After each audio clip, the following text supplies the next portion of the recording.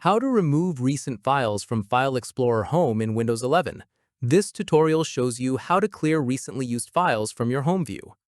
First, open File Explorer on your computer.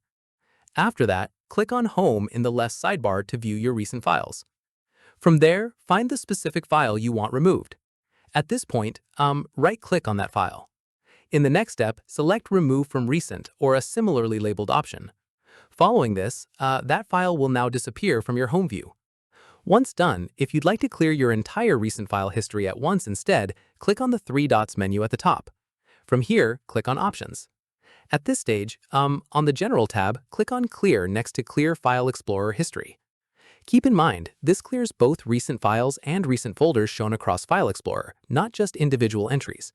Finally, if you'd rather stop recent files from showing at all going forward, uncheck Show Recently Used Files on this same page.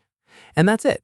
If this guide helped you remove recent files from File Explorer Home in Windows 11, give it a like, subscribe for more Windows tutorials, and tap the bell icon for updates. See you in the next one.